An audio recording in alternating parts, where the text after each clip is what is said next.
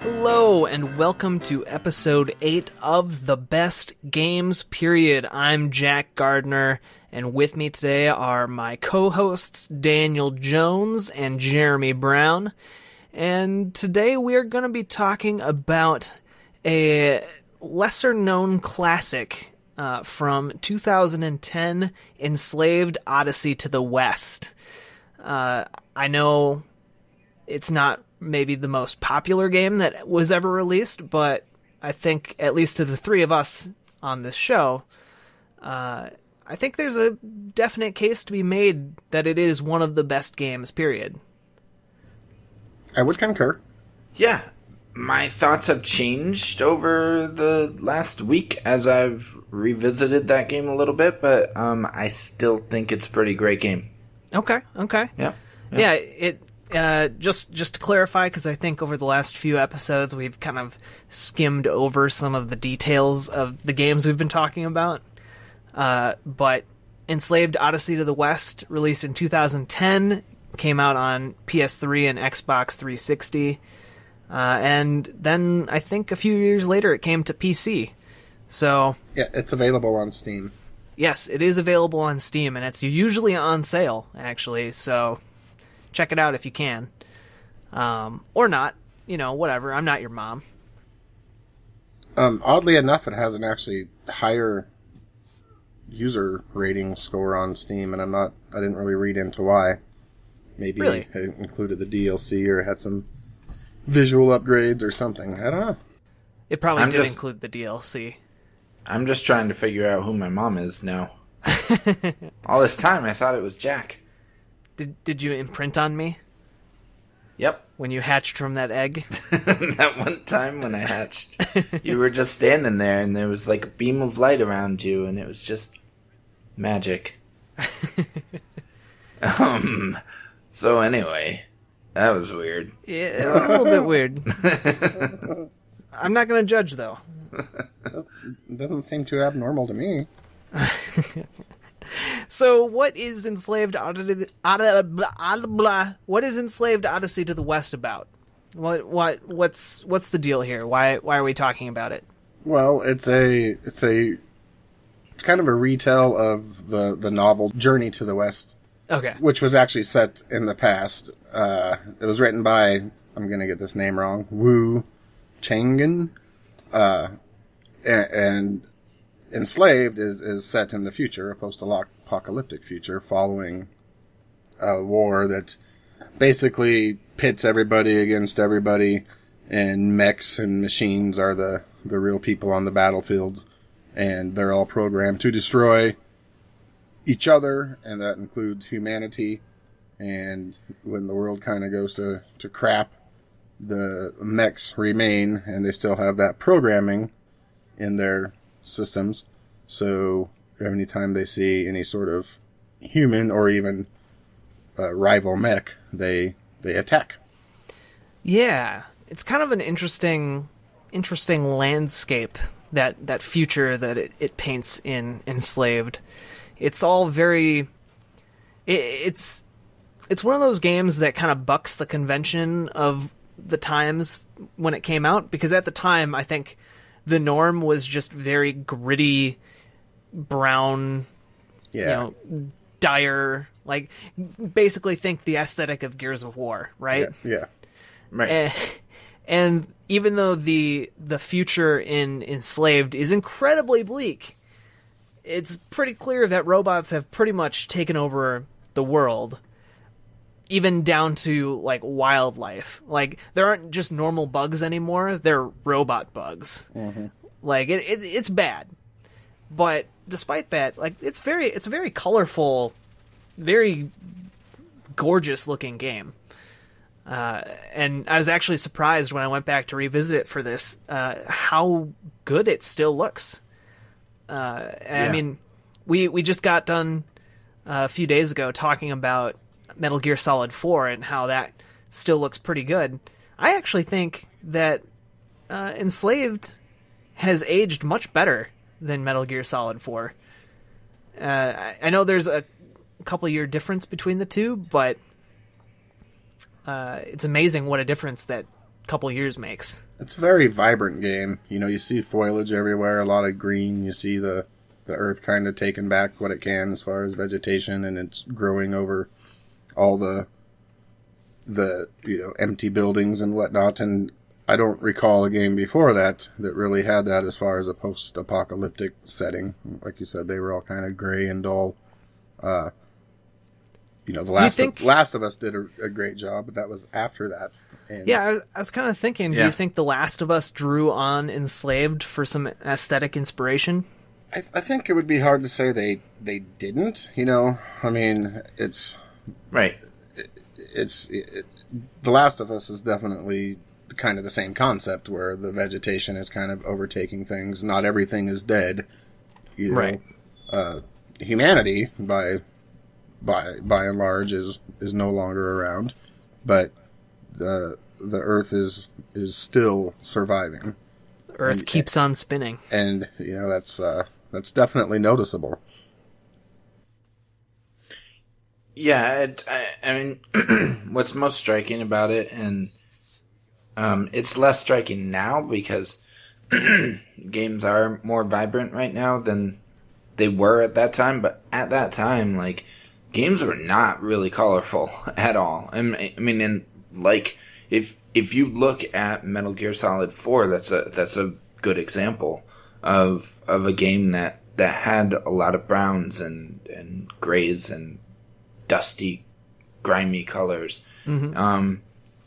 But here's a game that's post-apocalyptic, but it's just so colorful. It's bright greens and oranges and blues, and it's just very nice to look at.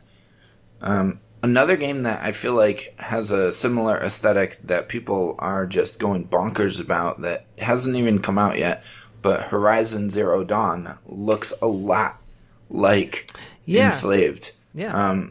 Both thematically and just kind of... I actually had the thought while playing through it for this. I made that connection too for like a minute that I forgot about it and I just remembered, but they could take place in the same world. Yeah, they totally could. Are they not developed by the same team? No, I don't think so. Horizon is Guerrilla. What's the new game Ninja Theory is developing right now? That is Hellblade. That's a spiritual successor to Heavenly Sword. Okay. Oh, right. But yeah, it's. I think. I mean, I don't know that you could say that Enslaved started all of those tropes, because it's definitely borrowing from a lot of different sources to make itself what it is. Obviously, Journey to the West being the biggest one, but there's a lot of other stuff going on there too. And I think one of the things that has helped it to resist age is the fact that it has a lot of motion capture, and it kind of pioneered a lot of in-depth facial animation stuff that we see a lot now. But back then, you didn't see quite as much of that going on. To be fair, Ninja Theory was doing that on Heavenly Sword as well. Oh, yeah. But, and that was a near PS3 launch game. Launch window, anyway. And I think the difference is that Enslaved had a story worth telling. The story... The story, as good as the other parts of that game are, and they're good, not necessarily great, the story is really what elevates it to another level. I mean, I would also argue not just the story, but the performances that they got for that game. Because it's worth mentioning that Andy Serkis is the protagonist of this game. And that Andy Serkis is, you might recognize that name from being the guy who's the CG character in every single movie worth mentioning these days. Was he not in The Force Awakens? And he's going to be maybe more prominent in Episode 8. Yep, he was Supreme Leader Snoke. He's Gollum from Lord of the Rings. He's Caesar in the Planet of the Apes movies. He's everywhere. Like he's good. He's good at what he does. Yep. Although I was actually thinking this is one of my favorite of his performances, though. The one thing that kind of gets me though is listening. I don't understand Monkey's accent because he plays a character named Monkey. Yes. In this game, I don't think I would have made the same choice to give him like a weird New Yorker Boston accent. But then he pronounces a few words with like this weird British like pronunciation. Like he says immediately instead of immediately. It's almost like Andy Serkis couldn't quite pull off the accent that they wanted him to do, and they were just like, screw it, it's 150 years in the future, it's fine.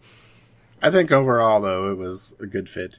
Oh yeah, I'm not knocking him at all. It's just if there was one thing I could kind of raise an eyebrow at in his performance, it would be that. Is he not also the quote unquote antagonist?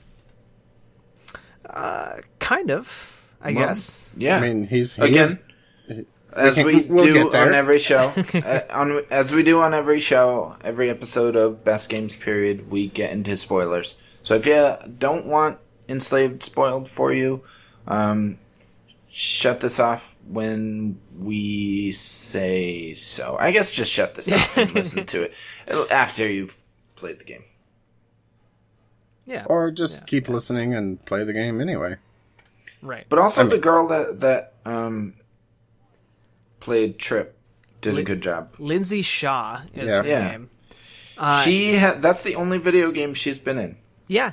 And it blew my mind that she is best known for playing like Nickelodeon characters on Nickelodeon series. Mm-hmm. Yeah. And also on shows like Pretty Little Liars. They did a fantastic job with her motion capture. I think specifically her facial animations. Yes, she had a lot of subtle facial animations that really impacted how we saw their dynamic and the way she felt towards Monkey. Yeah, and I think how the player feels towards her, because one of the trickiest things in gaming is to make escort missions feel not terrible. And this entire game, the premise is an escort mission. Mm-hmm. Like, from the get-go, you're told if you leave Trip alone for too long, Monkey will die. If she dies, Monkey dies. If he doesn't follow her orders, he gets severely punished with pain from a mental slave collar thing. And that has so many potentials in video games to go terribly, terribly, terribly wrong. Mm-hmm. And this game manages to walk a fine line where it's not the worst thing ever. Yeah, and I think it's an interesting concept in how he gets that headband, where she puts it on him to ensure that she survives long enough to reach her village that she thinks will be just fine and dandy. And she can really do some damage to him, and he's not very happy about it at first. Well, I mean, I don't think he's ever really happy about it. Well, but she does offer him the opportunity to take it off, and then he refuses. True. At some point, if I remember correctly. Yeah, that happens right towards the end. Yeah. I mean, at that point, it's taken on a little bit of a different color, their relationship. Their relationship, for sure. Here's the thing. I heard a comparison in watching a video about this game today that stuck really well every time as I watched through all of the cutscenes today, just to refresh myself. But the comparison was Yahtzee said that he couldn't stop thinking about how Monkey was sort of enjoying his submissive relationship with Trip. And especially in that scene, I was like, well, this is like 50 Shades of Monkey over here. He's offered to take that off, and he's like, no, leave it on. And it was a totally, like, if you watch that scene with that in mind, it's like, whoa, that's pretty sexual. Oh, it is. Yeah. I think at that point he realized he needed her as much as Yes. she needed him, and he didn't trust himself to, not abandon her if he had to. So, I mean, I don't know. Their relationship. One of the reasons I like this game is because their relationship becomes very complex. Yeah. And it walks this weird line that kind of straddles romantic and friendship. And as I was playing the game again a few days ago, it really struck me that it's weird. There's a lot of weirdness going on where it's very clear that she's a very young girl. Like, she's very naive and very childish in a lot of ways. And it kind of made me rethink it. Like, is their relationship creepy at all to you guys, or am I reading too much into what might not be there? Like, what do you think? I don't think it's creepy. I think like when you first start playing it, you kind of get that sense that, oh great, it's another big macho man has to save this little girl thing, type trope. But as they get into it, you can see their relationship is, I don't know if symbiotic is the right word, but it's kind of give and take. He needs her, she needs him. She can do things he can't, which of course is the way they had intended for it.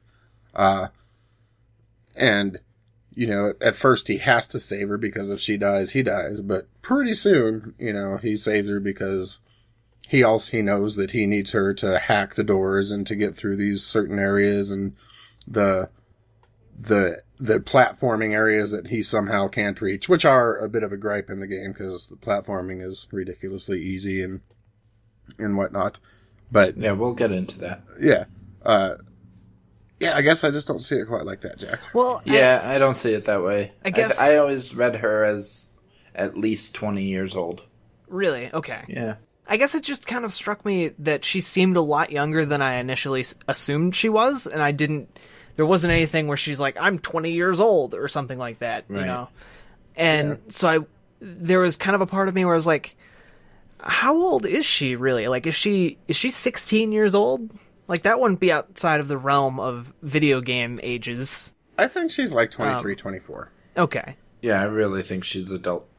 And it just, if it was the case that she was younger, then it turns like a completely different shade on the part of the game later on when it seems like they're kind of on the verge of like a romantic connection. And it's just kind of like, definitely implies that later on in the game. Like almost a Leon the Professional kind of thing going on. Mm-hmm. And not saying that wouldn't be interesting. It would just be kind of weird. And I mean, there's already a lot of nuance to the game where obviously there must be a lot of nuance if I'm comparing their relationship to the relationship between Jean Reno and Natalie Portman in The Professional. Right. Or Kevin Spacey and what's her name in American Beauty. American Beauty. Yeah. So anyway, that was a big tangent. No, I can see that. I mean, that's what we're here for. That's what the show's about. So as far as escort missions, do you guys feel this one did it fairly well? I mean, Tripp didn't really seem to get in the way. She seemed like she was really more of a part of the gameplay. Even though she couldn't do combat, there were so many other things she did do. I was thinking of the comparisons between this and Eco. I was also kind of thinking The Last of Us. I was thinking Resident Evil 4. Except Ellie's clearly younger than, Right. Well, I mean, all of those games apply in this situation, and of all of them, I think Enslaved does it really well. She has usefulness. So, I mean, she doesn't just stand around. She can stun the enemies. She can take care of herself. If the game goes out of its way to point out that she's very capable of defending herself when she has to. Right. there are times where she's in trouble and you have to race over to help her, and that's, sometimes those parts could get a little annoying, I think, just a little bit, but for the most part, I don't remember ever being really annoyed with her at all. Yeah. Yeah. Not her. I had other gripes with how the combat worked. I was going to ask how you feel about the combat. Yeah, I mean, I felt like sometimes it was very button mashy to the point where it became a bit monotonous. There was sort of a rhythm to the combat, for sure. But after a while, it became a little bit repetitive because you weren't really upgrading, you weren't learning new moves or anything like that. And that's not to say that the game needs that, but it helps. But I mean, to be fair, there was some are upgrading. Upgrades. Yeah, but there were. The upgrades don't really change your moveset. It just makes your moveset more powerful. Yes. Right. Which makes the fighting shorter and not necessarily better. Right. But at least what I can say about the gameplay is that they were constantly throwing you in new scenarios. Yeah. Yeah. And there's a good example of that early on in the game. It throws you up against this robot that has these giant wrecking ball hands. Yeah. And you have to fight it. And you find out you have to kind of taunt it to make it charge into things. Mm-hmm. And that's how you eventually defeat it. But then later on, you get introduced to that same enemy again, but you find out you can't just make it run into something and make itself blow itself up this time. You have to actually be more active and kind of finish it off. Yeah. And so there's this constantly evolving set of challenges that the game throws at you, and it's interesting. I feel like the gameplay, like any single part of the gameplay by itself, wasn't extraordinary, but I do feel they mixed them together well, where there was, the combat, there was the upgrades, though minimal as they were. They pretty much made your staff more powerful, or you could shoot different whatever things out of your staff. But there was also the slight stealth mechanic where, Trip could scan for enemies and you could kind of take your approach that way. Or she could project that hologram so you could get to cover and take time to recharge. And the platforming and puzzling was extremely easy because everything glowed and you just jumped on where you were supposed to go. Yeah, that's kind of another thing that was just kind of the time. Mm-hmm. Yeah, that's an Uncharted thing that just it hasn't aged well. Well, and like other games really jumped onto that, like the reboot of Prince of Persia. Mm-hmm. Did either of you guys play that? The one you literally couldn't lose? Yes. The one with the woman? Yeah. Yeah. Yep. Which they all have a woman. Which might be a good counter. You know what I point mean, though. To Enslaved. I know some people that really love that game. Really? Yeah, I mean, I was watching a thing. I was watching the Double Fine. This is a tangent, but I was watching Double Fine's YouTube channel, and they had Patrice Desilets, and I'm butchering that because it's French, but he was producer on Assassin's Creed 1 and 2, and Sands of Time, Prince of Persia: Sands of Time. Which is a great game. The Double Fine guy that was talking to him, interviewing him, asked him what he thought of the 2008 reboot, and he said he loved it. Well, actually, he didn't even ask him. He said that unprovoked. He just kind of was like, they were talking about subsequent games in the series, and he was like, well, I gotta say, I really enjoyed the Prince of Persia reboot. Huh. I mean, some people just really like the way the combat flowed in that, and but just it wasn't for me. But it was a beautiful game. I'll give it that. Oh yeah, it was a very, very good looking game. I wouldn't say I loved it. I would say it was a good game to play once. It didn't feel old school Prince of Persia to me. Like even the Prince of Persia movie or game that came out around the time to coincide with the Prince of Persia movie, I thought was a much better game than that, and that game was kind of terrible too. Yeah, that game wasn't great, but yeah. But I enjoyed my time playing it. Yeah, I mean, there's whatever. But this is Enslaved. We'll talk about that some other time, maybe. Yeah. We'll talk about Prince of Persia. But Enslaved, can we just talk about that intro? Yes. It is one of my favorite intros. It's so spectacular. It's great. I mean, it has pretty much everything you could want in an introduction, right? And it was a great tutorial, too. I thought that they did that very well. Yeah. Like, let's just set this up for people listening who might not have played it. Okay. It just starts out in a slave ship. Mm-hmm. And apparently there are some sort of robots are enslaving people for some reason. We don't know why at the beginning. And our protagonist, Monkey, is one of the slaves. And he sees Trip, who has also been enslaved, escaping from her cell, and pretty much causing havoc on this ship, which inadvertently allows Monkey to escape. And then he kind of goes and gets his stuff that has been taken from him, which includes a weirdly futuristic staff. Yeah. And a weirdly glove gauntlets that I don't know that. Does he ever use those? They can charge, like, you know how a staff can do the stun charge. Oh, right. He can charge his glove things to do that stun attack up close. Yes. Also, his motorcycle is there, but he doesn't get that back right away. True. I want to, before you go on, Jack. True. Yeah. I think it's hilarious. I don't know if hilarious is the right word. How when he finds that slave guy that's running that computer and asks him where his stuff was. Yep. The slave guy doesn't hardly even put up a fight, knowing that as soon as he tells him, he's going to be terminated. Yeah.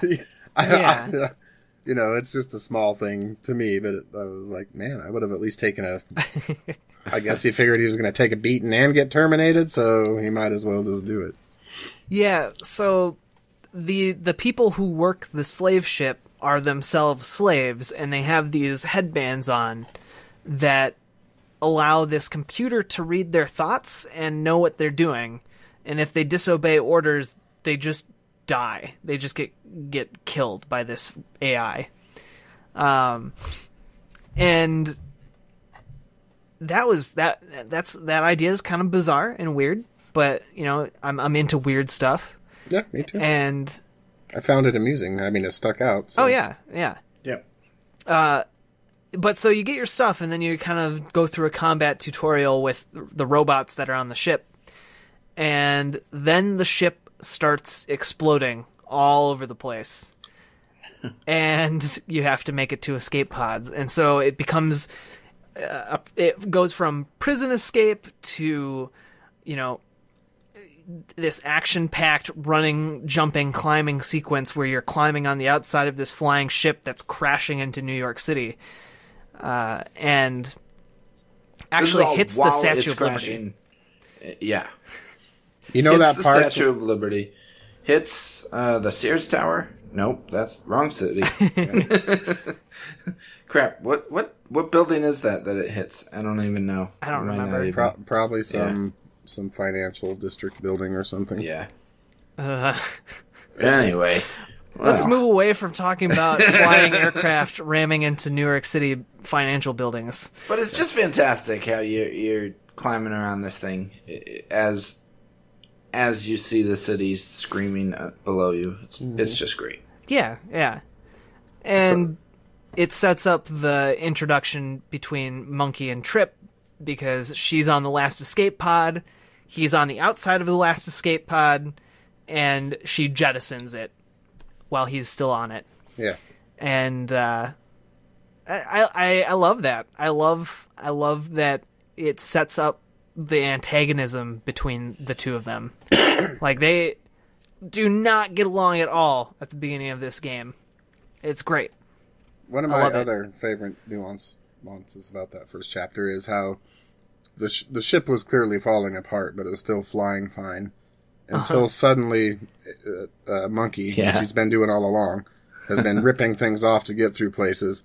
And this one door flies into one of probably 24 engines they have on it, and that somehow destroys the whole thing.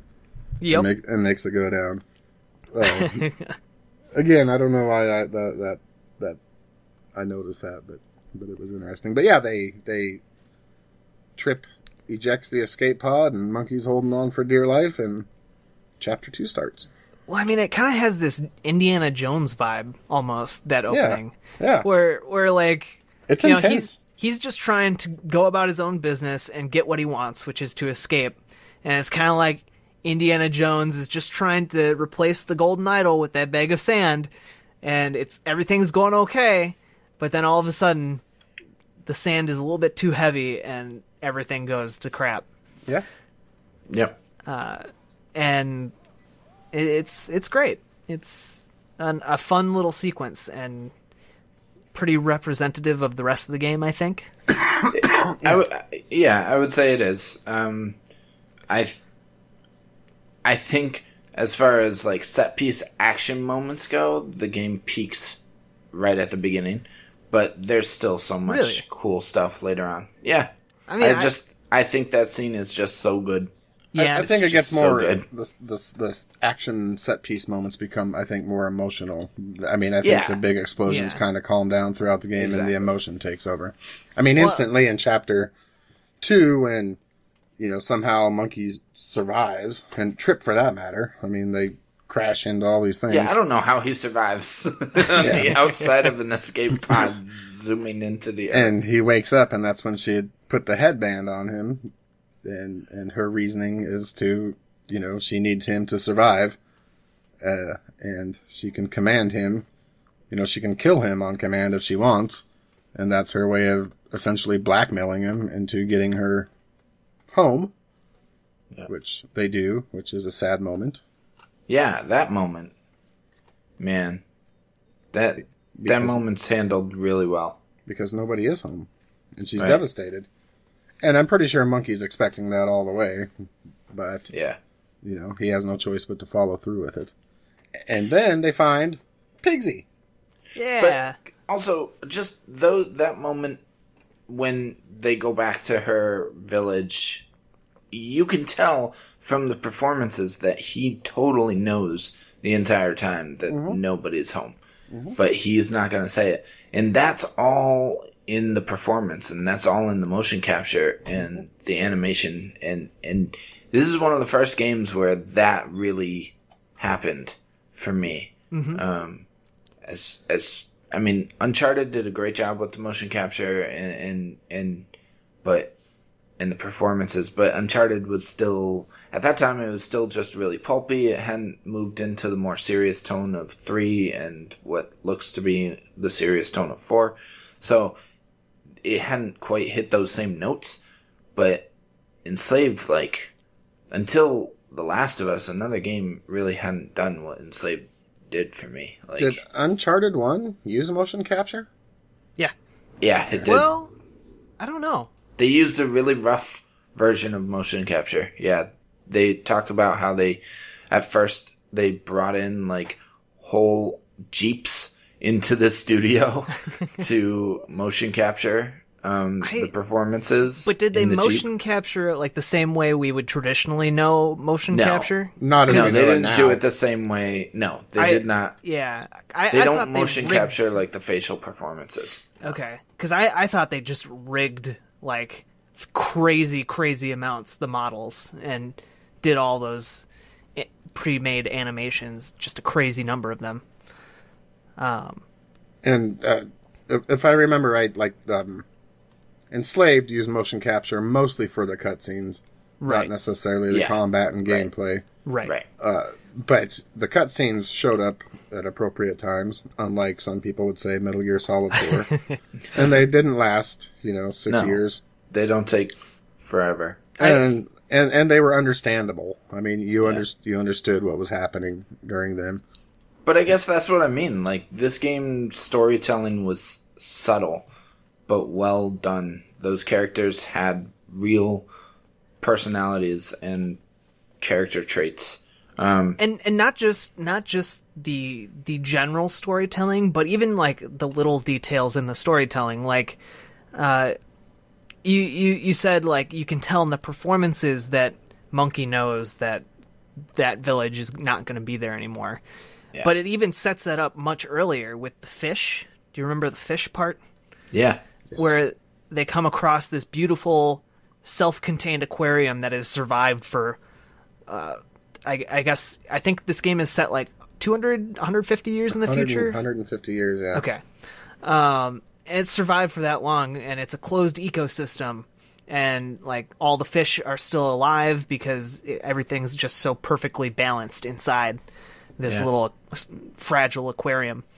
And Trip compares that to her village, and is like, my father designed it, so it's self-contained. We don't have to go out for anything. And Monkey then observes that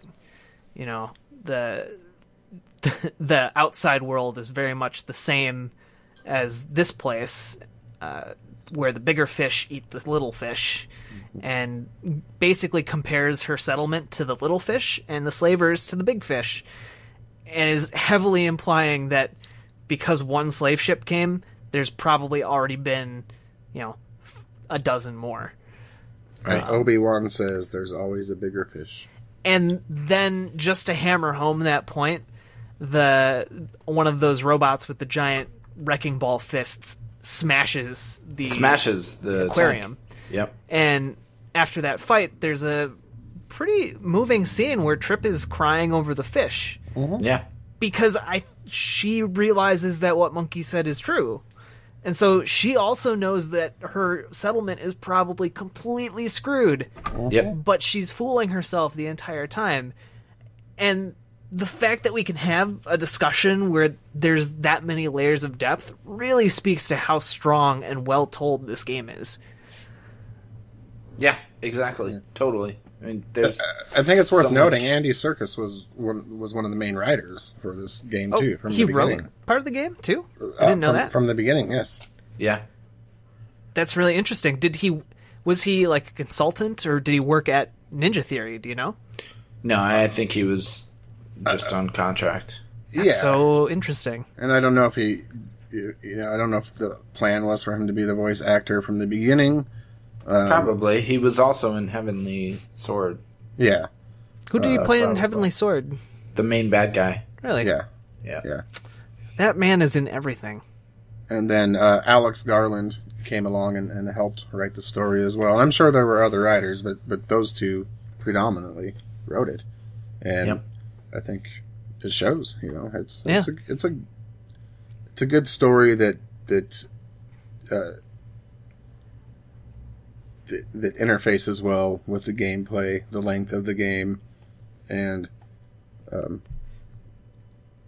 was somewhat original. There's a lot of things that have been done before, and a lot of maybe cliches and things that expected. Like I'm sure we all expected, not just like Monkey, for Trip's Village to be, no longer what it was. But can we? Yes. Go ahead. No, go ahead. I was just going to ramble, so you, please. Okay. Can we talk about Pigsy?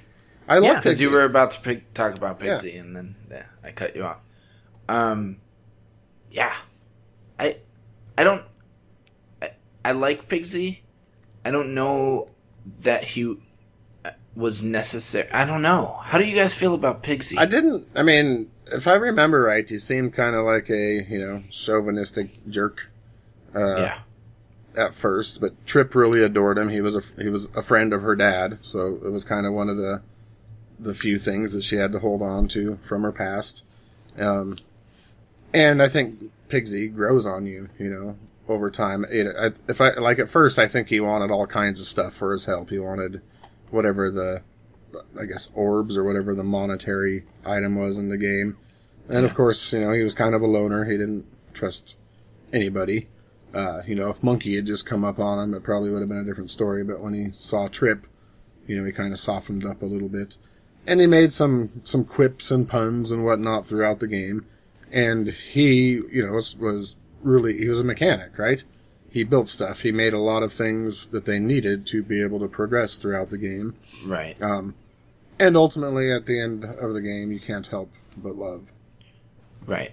Pigsy. Well, I think that's the thing is Pigsy was necessary to get them to Pyramid because they needed they needed him to help build this, to help steal this, hijack this Leviathan machine to travel to Pyramid. And then two, story-wise, the writers needed him to sacrifice himself at the end. Although, like, did they really? I mean, I don't know. Here's the thing. Like, parts... The shields were down to 4%. He had no choice. I know.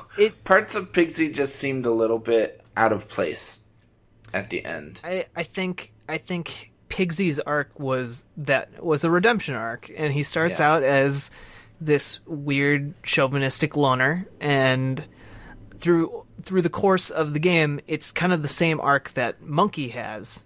Right.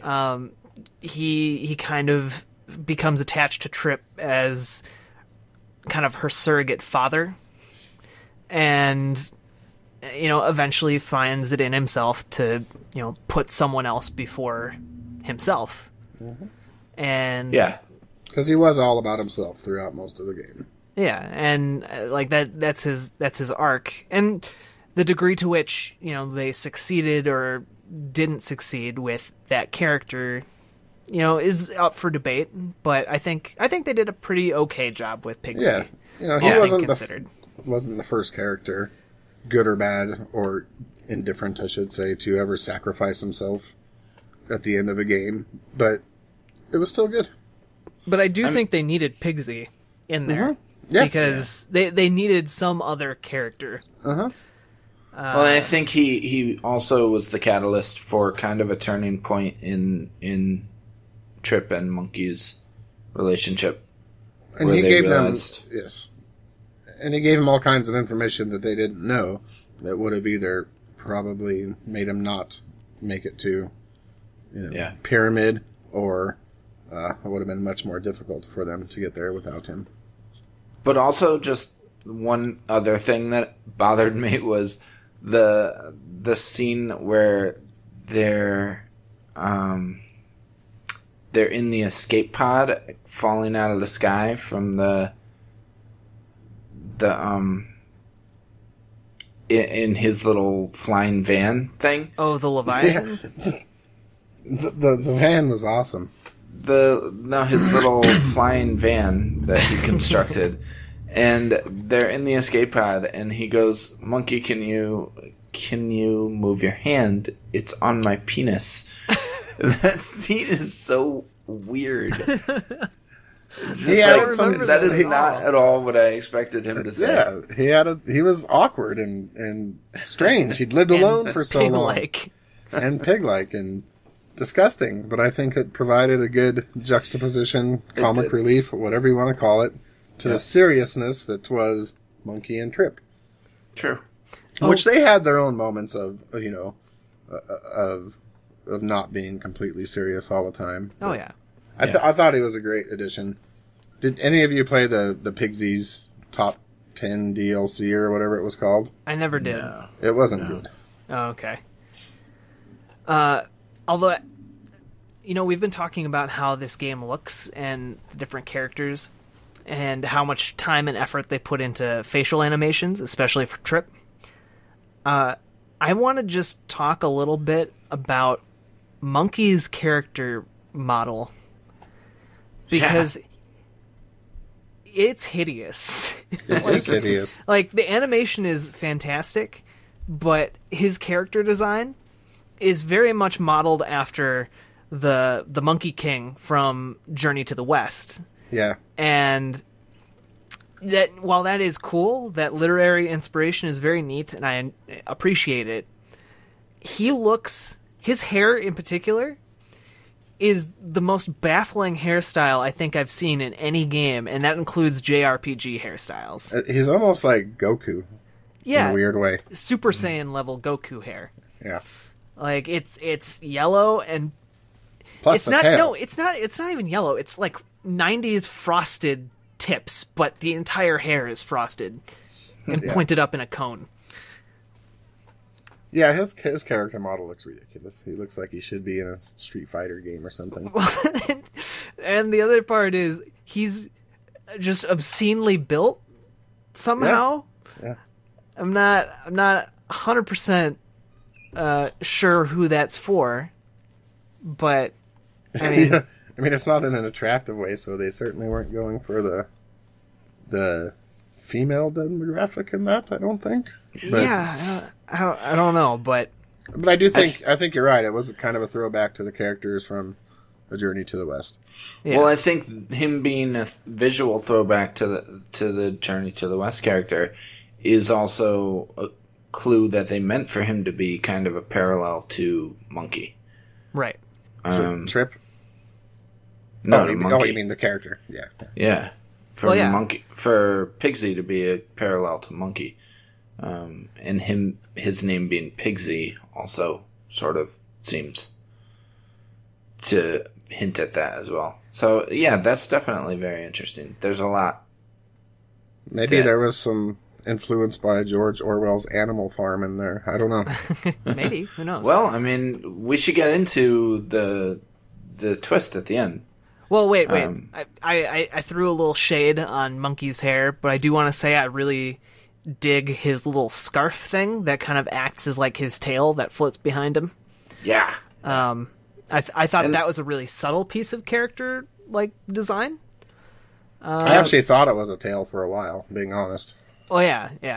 It moves kind of like a tail. Can I also just say that as far as male behinds go that you have to stare at for an entire 20 hours or really 10 to 12 hours this game. Yeah. I mean, you could do a lot worse than Monkey. You could. Yeah. You could. Yeah. I kind of remember the camera being a bit of an issue in the game, but I don't remember why. It seems It is like there very were close at times. yeah, there were times you couldn't change it, and it would really zoom in, and you could get attacked and not know where it was coming from. Yeah, especially during combat because it zooms in for like cinematic camera angles and like goes into slow-mo, which is neat Yep. the first few times it happens, but after a while it kind of plays into that monotony and you're just frustrated that you can't see the other enemies. Yeah. Yeah. Correct. But yeah, let's get into that final act, that epilogue Let's do it. following the sacrifice of Pigsy. Let me just say before we do, if you are afraid that Ninja Theory can't do combat because they didn't make like phenomenal combat for Enslaved, go and play DmC because that game is so good and the combat is freaking amazing in that game. I loved it. Heavenly Sword combat was fairly well done, personally. I don't know personally. I didn't really play it, but Everybody, called it Goddess of War, but it didn't play like that necessarily.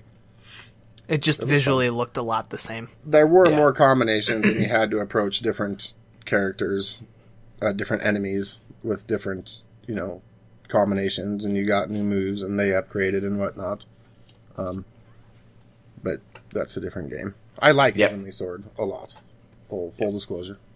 we go on tangents here. That's what we do.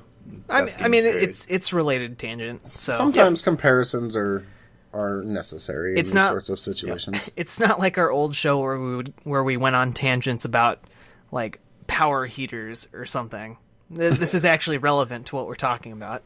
Yeah, it hasn't been cold enough for the old block heater yet this year, thankfully. That's good. Anyway, Anywho. the finale, the finale of this game is super weird and dark, and It is. leaves the game very open-ended. Actually, It does. Like it feels like they were planning a sequel that just never happened. It's because it sold so poorly. They were going to do a sequel, but It definitely leaves it open for a sequel. All right. So anyway, we should explain. Jack, you could probably do it better than either of us. Explain All right.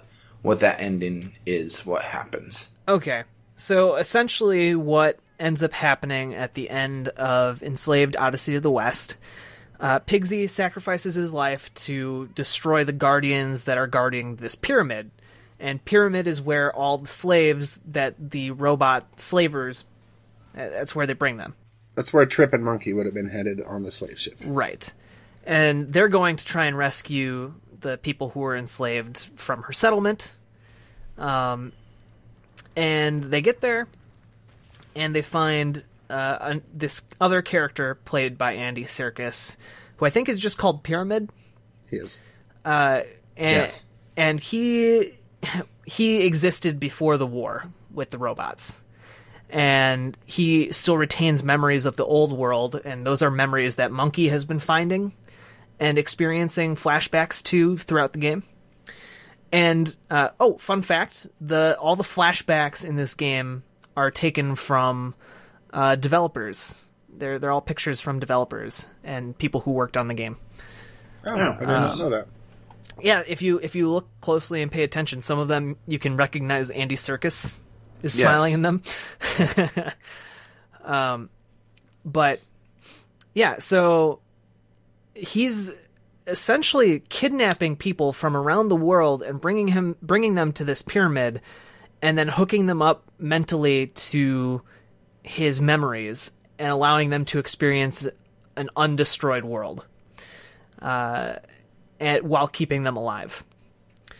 And because Monkey has one of the slave headbands on, he's plugged in as soon as he gets there and starts experiencing what the old world was like, and can't really do anything about it, and it's kind of unclear if he wants to do anything about it.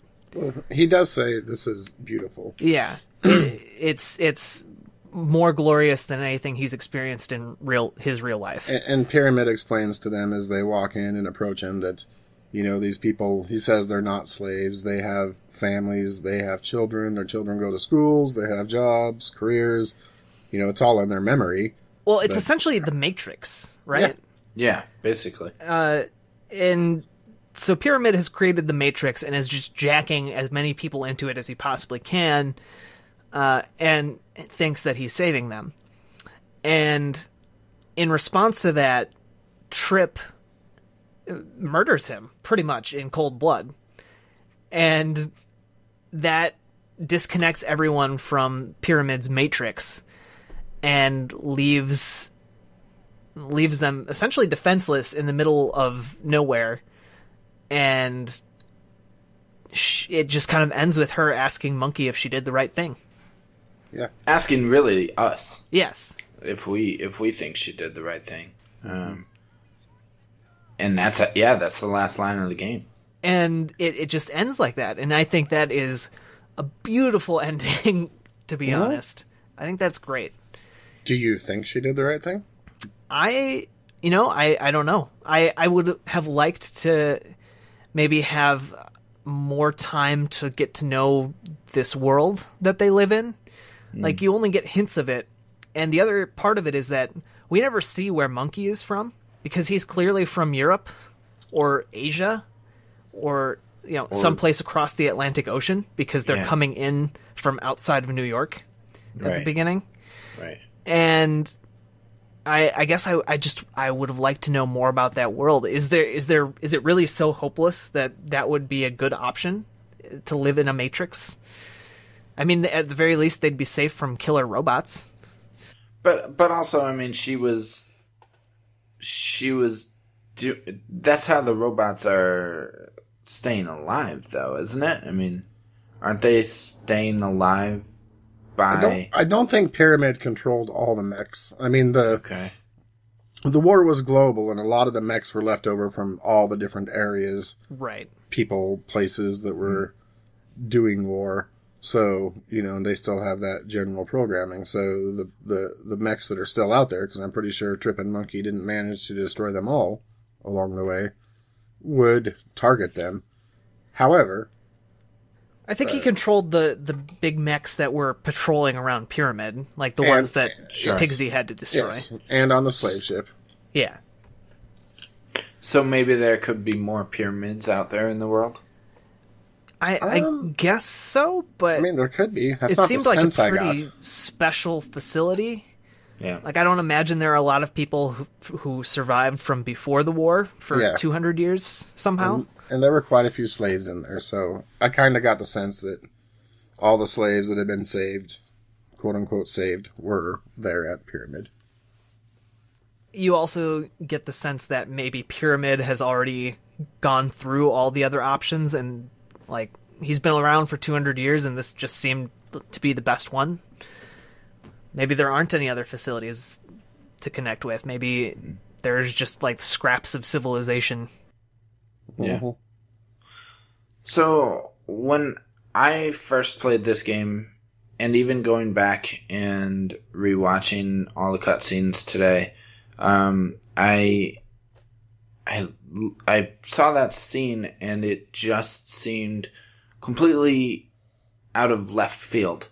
Like, it just came out of nowhere. And I know that they foreshadow it a few times with the masks that you can collect, and the times where, you know, like the scene on the motorcycle where it hits him in the middle of the road and he sees some flashes. Mm-hmm. And stuff like that. They foreshadow it a little bit, but it doesn't really play into the plot very much at all. They don't, like, I was thinking about it, and it is a twist, right? I mean, we would classify this as a twist ending, sort of. And I think the best twist endings are supposed to give context to the rest of the story and add to it. And add flavor and add more depth to the rest of the plot. And so it almost makes you want to, like, go back and play again, or watch the movie again, or read the book again, just to see what you might have missed and what connections you might have missed. And I don't think that this twist ending has that. I don't think it necessarily adds much to the story, because and hear me out, because I felt like Enslaved was all about Trip and Monkey, and it was about their relationship. And this is completely divorced from that. It has very little to do with their relationship, strictly speaking. And there might be some disagreement at the end, and maybe if there were a sequel, maybe their plan was for, you know, there to be kind of a rift between Monkey and Trip at the end in the next one. Because I think Monkey could see how beautiful that Matrix was, but besides that, it doesn't really add much to the story. And you go back and I mean, it's building and building towards something with their relationship, and that ending just is completely separate from it. Like I said, it's divorced, it's out of left field, and it's about this whole power struggle and slavery Matrix thing going on that we really didn't explore much at all throughout the entire adventure. And now all of a sudden, here it is. It's like, it's a MacGuffin almost. And it's just kind of weird. I liked it. I liked it too. And the fact that we can talk so much about it is great. And it's bold, but as far as just like a satisfying wrap up to the story, I felt like it left me a little bit cold. Well, I mean, I think that's the point. I do think it kind of came very subtly full circle, starting with the slave ship when Trip was just going to abandon Monkey, to the point where I think she immediately just made a judgment call where she didn't think it was right for this person to enslave these people. Because she had lived in a community that was somewhat, you know, safe for a while, obviously. Mm. And, you know, I think in her opinion, in her mind, she felt living that Matrix lifestyle was really not living a lifestyle at all. And when she saw Trip, or saw Monkey becoming very enthralled with it very quickly, she went back and just started yanking out all the things that was keeping this 150-plus-year-old thing alive, and, you know, just ended it. And maybe she thought they could rebuild a society with those slaves. It would be nice to know if those slaves somehow retained those memories they had while they were doing that, because then, of course, they're all going to be PO'd when they wake up and find out, oh, hey, man, what the heck? Yeah. But, you know, I guess on a personal level, a fake existence is no existence at all to me. So I would have done what Trip did. Yeah. I think the point of the ending isn't so much to tie in with that whole reveal, and the twist isn't so much shock that has to do with Trip and Monkey's relationship as it does with, like, the name of the game is Odyssey to the West, and while a lot of the game is about Trip and Monkey and how they interact with each other, and it goes a little bit deeper than that, because they are interacting and working together to make this journey together, and they can't make it without the other. And at the very end, that it represents the end of their journey together, because he's going to stop and stay there, and, you know, her fate is kind of up in the air, I guess. And she's not willing to give that up. And I don't even know if it's so much that all those other people are part of Pyramid, so much as Monkey is part of Pyramid. And Monkey, in her mind, Monkey doesn't belong in Pyramid, Monkey belongs with her. Mm-hmm. And whether that's a romantic connection or not is up to interpretation. But that's actually a really interesting way to look at it. Yeah. Yeah. And I think that we all of us having different interpretations and justifications for this ending are what make it really interesting and make it a really great way to end the game. And I'm almost on the verge of saying that maybe they didn't ever intend to make a sequel to this game, even if it did sell I almost said like pancakes, but that's not a thing that people say. Pancakes sell well. Pancakes are a big seller. I love pancakes. I thought that I had read that that they were open to making a sequel. I don't know that it was necessarily something they were guaranteed to do. The lack of sales made it just not possible. Right. Period. I think maybe the ending was actually sort of like... there's so many parallels between this game and The Last of Us. Yeah. But the ending is sort of left ambiguous in that it could go either way. Like, they could do a sequel or they might not, you know? And, I mean, they own that IP. They could still do a sequel sometime if they wanted to. So, yeah. This is true. So I guess we should probably wrap up. Yeah.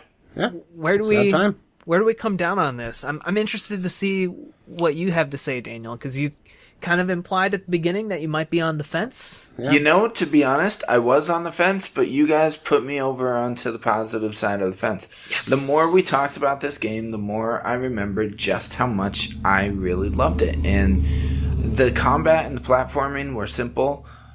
And, you know, those are minor gripes for me. They're minor gripes in this game for me because they were inoffensive. They weren't frustrating. They were not. That's been my term lately. Yeah. But they're not. But it's a good term for it. I mean, it doesn't do anything that I hate. It just, you know, wasn't necessarily excellent, but I still enjoyed it. I still enjoyed the platforming and the combat and the scenarios that they put you in. They changed it up enough. And the visuals, like we said, it's a beautiful game. It's Unreal Engine 3, but they did something with Unreal Engine that nobody had done up to that point, which was they put color into it.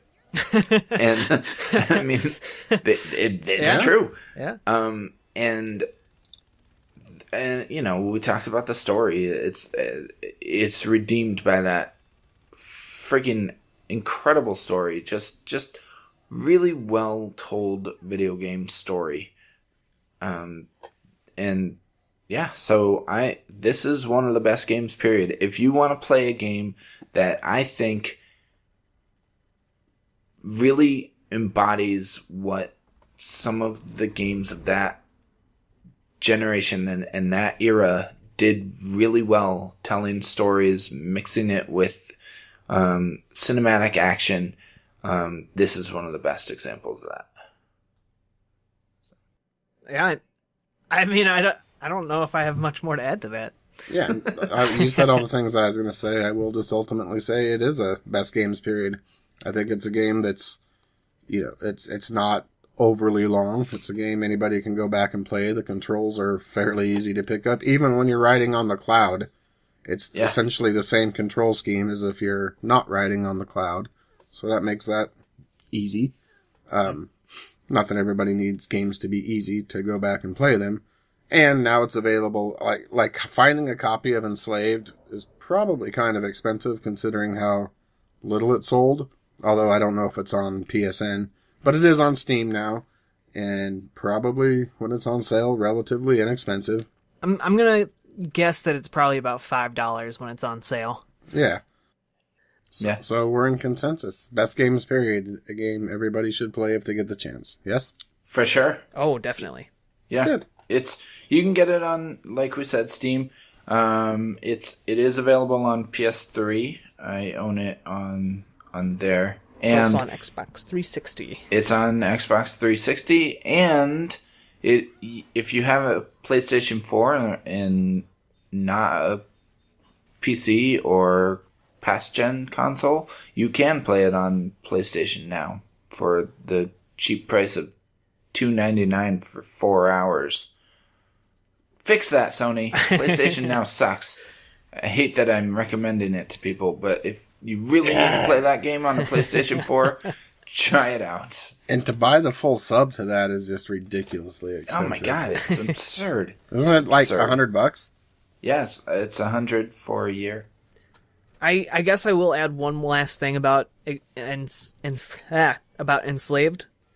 and that's just that I can see where some people might not immediately latch on to what it does, but I think it's valuable, and it would be very thought-provoking, even if you aren't immensely enjoying yourself. Mm-hmm. Yep. All right. So that was episode 8 of the Best Games period. Jack, Jeremy, thank you for joining me tonight on this Odyssey. Always a pleasure. I had no choice. I mean, you're welcome. And thank you, listeners, for listening and joining us on this Odyssey in episode 8 of the Best Games period. If you like our show, please let us know on Twitter at Best Games period. You can comment when we put the show up on our various places. If you're in the Overblood group, comment on there. If you're listening on the Extra Life page, comment and let us know what you think about Enslaved. Let us know how you like the show.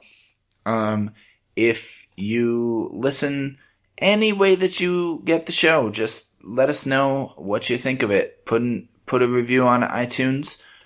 And I still have a t-shirt that I would like to give away to one listener who gives us a review. I'm not joking about that.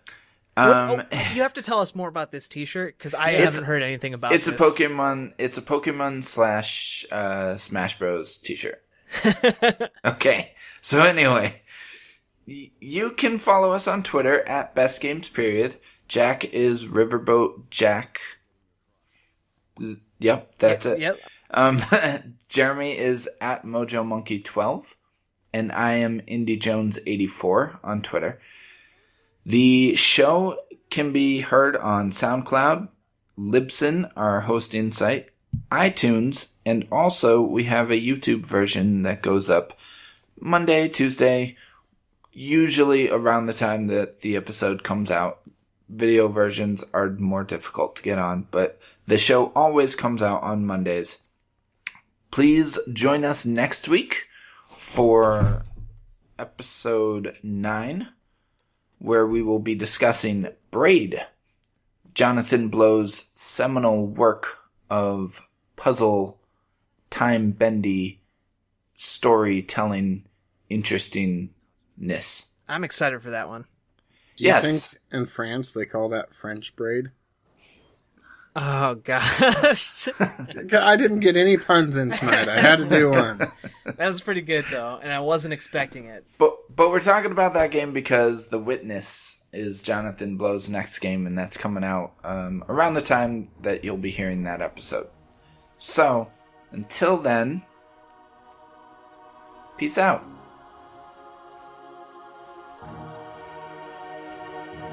Are we supposed to say something?